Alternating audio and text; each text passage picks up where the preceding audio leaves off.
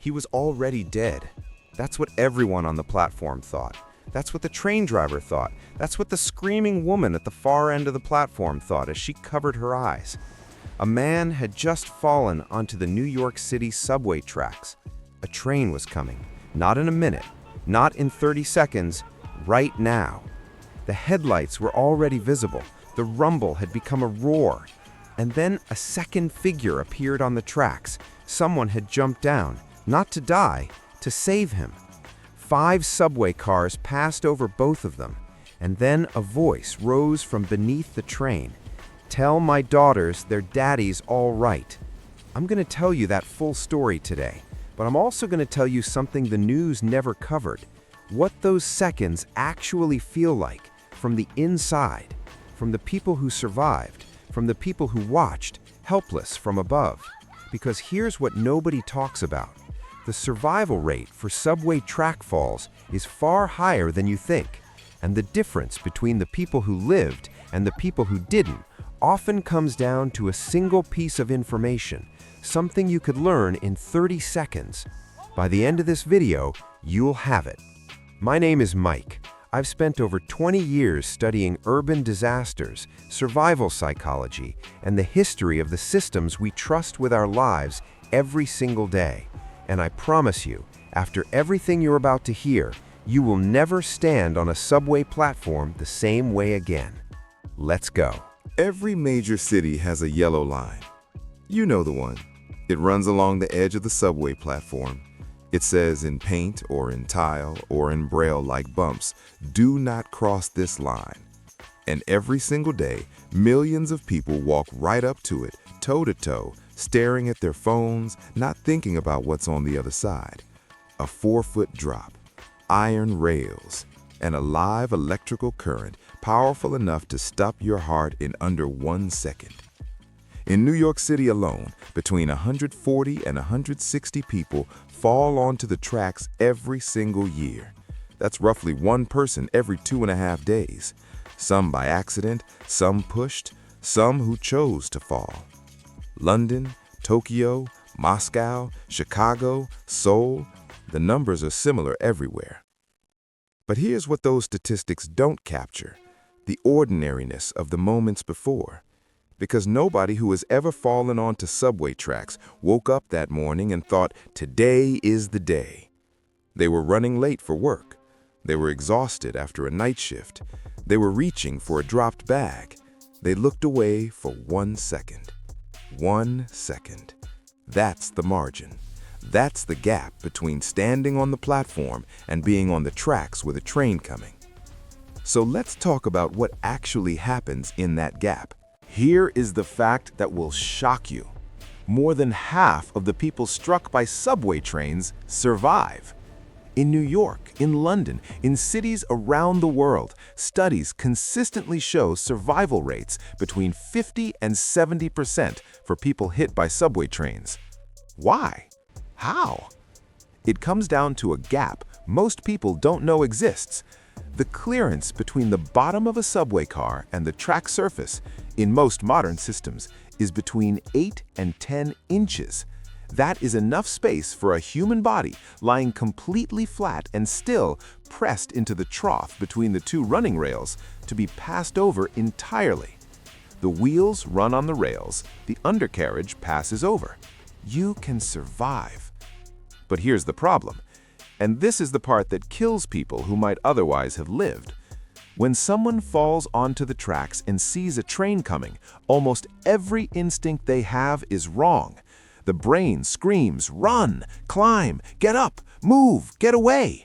Every fiber of your evolutionary survival software is firing in the direction of vertical motion and lateral escape. And vertical motion, trying to climb back onto the platform in the final seconds, is what gets people killed. Caught on the platform edge, half up and half down, exactly at the height the train hits. The correct instruction, and I need you to remember this because this is the one piece of information that has saved lives, is the opposite of every instinct. Lie flat, face down, arms tight, stay in the trough between the rails. Do not move. That's it. That is the thing that saves lives. 3 seconds of information that transit authorities have been trying to communicate for 50 years and that never makes it into the news. Now you know it. Now, let me tell you the full story from the opening. It's January 2nd, 2007. The holidays are over.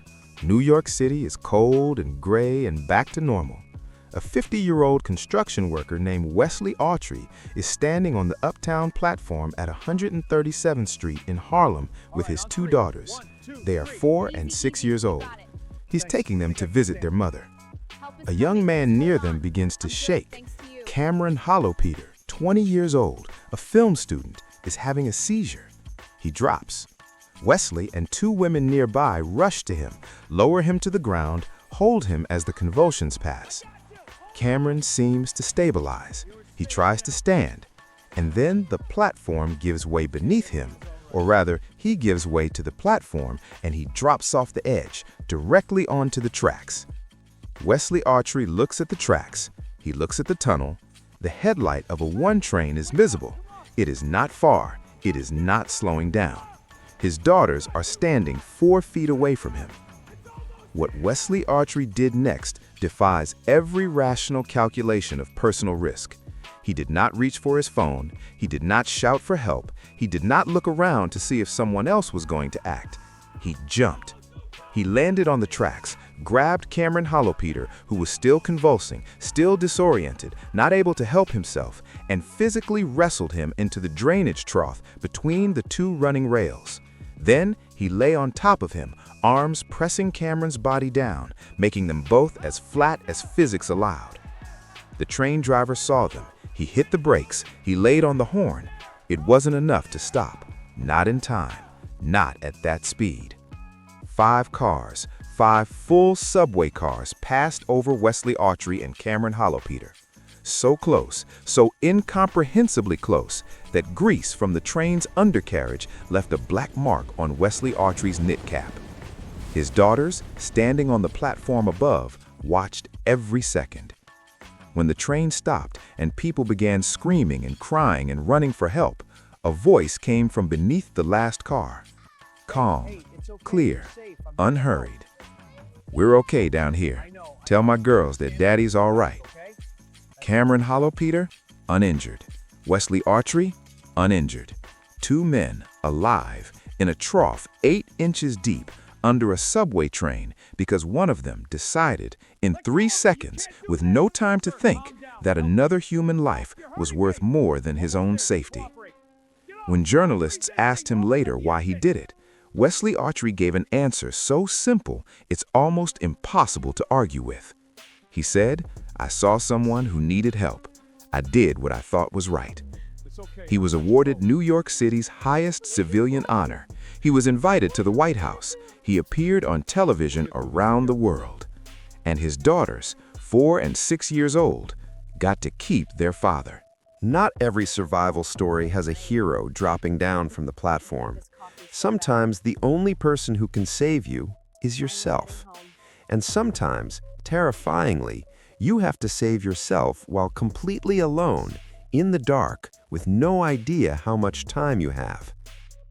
Sarah, not her real name, used at her request, was a nurse in Chicago.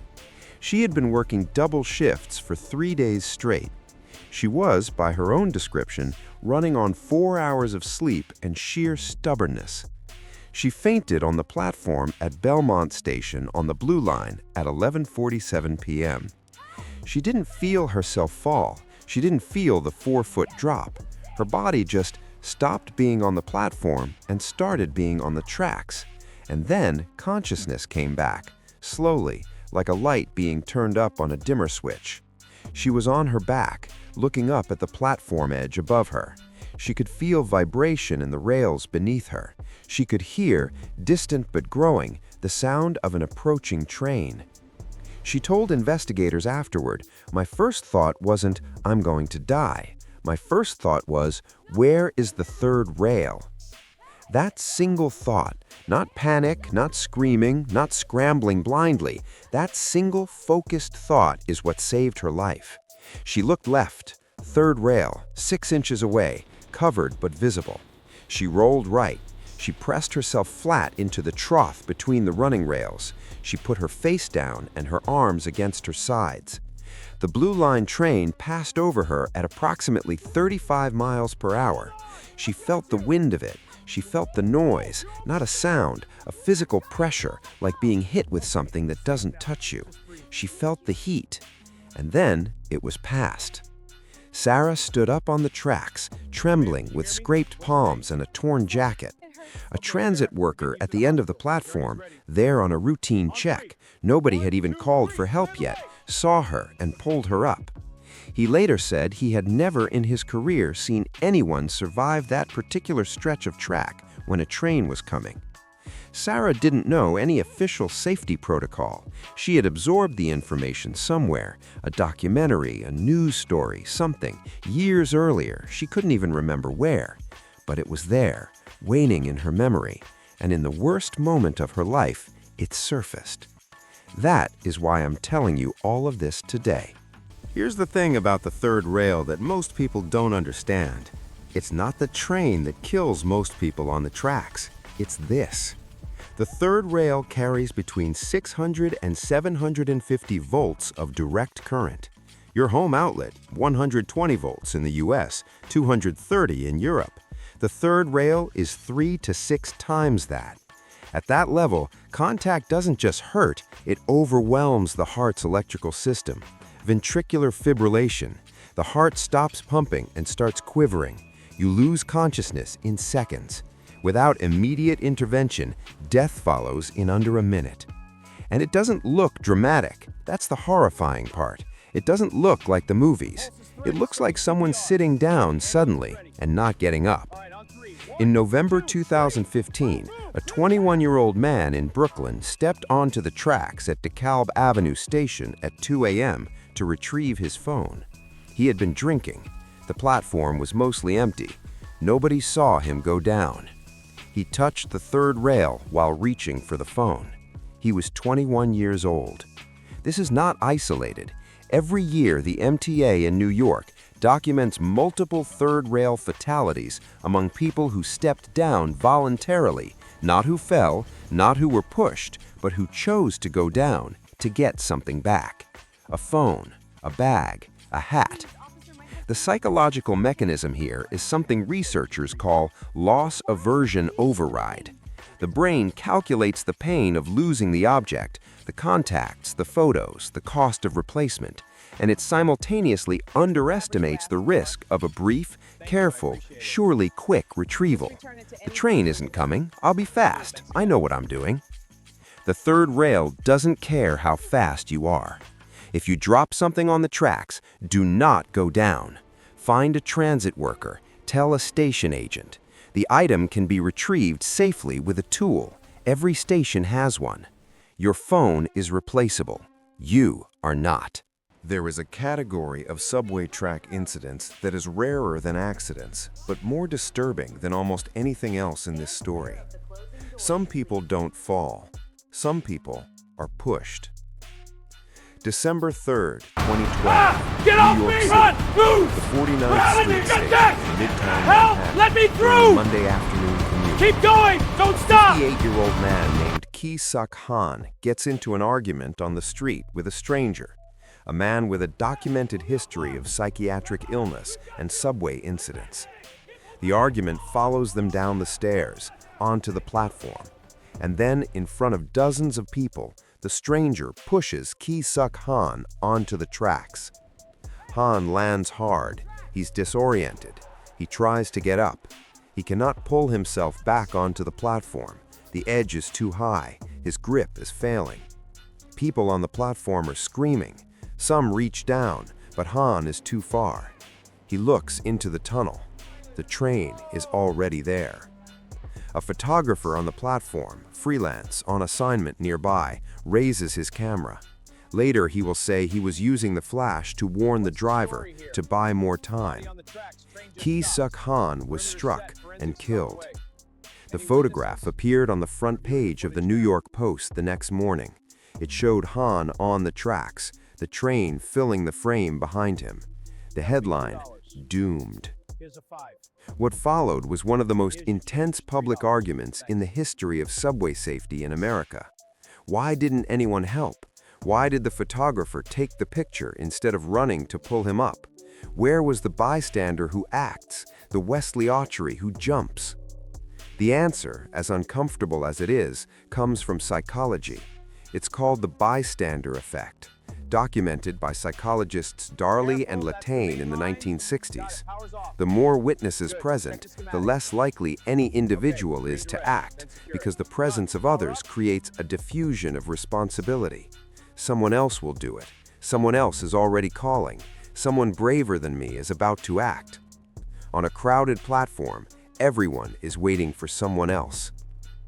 The Ki Suk Han case forced the MTA to install more emergency intercoms, to redesign safety campaigns, to talk publicly about bystander paralysis for the first time. It was too late for one man, but it wasn't too late for the next one.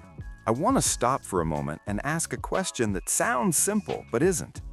If we know this is dangerous, if we have decades of data, hundreds of deaths, thousands of close calls, why haven't we fixed it? One city actually answered that question: Tokyo. The Tokyo Metro moves 8.7 million people a day, more than the entire population of New York City, through one of the most complex, high-pressure, high-frequency rail networks on Earth. And starting in the 1990s, Tokyo began installing platform screen doors, floor-to-ceiling glass barriers running the full length of every platform. They open only when the train doors are perfectly aligned. They close automatically when the train leaves. The result was almost immediate.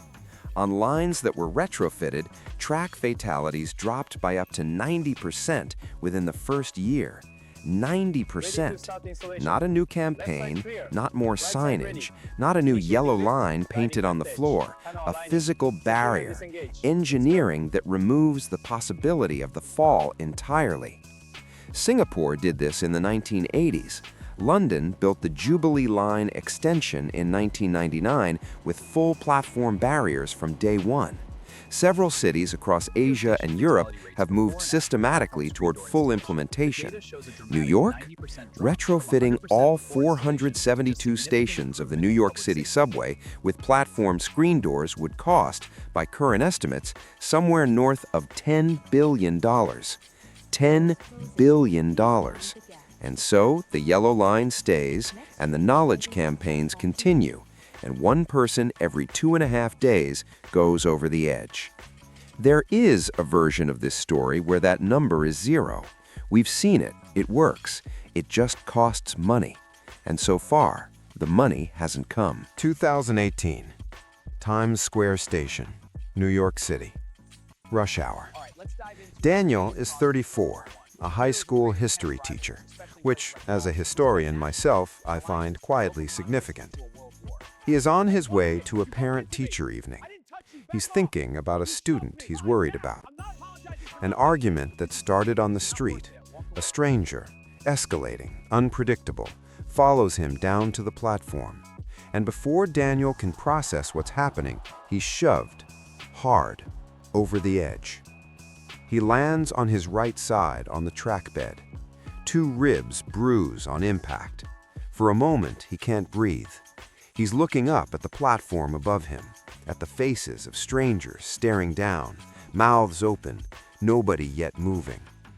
And here is the thing Daniel told me when I spoke with him for this piece.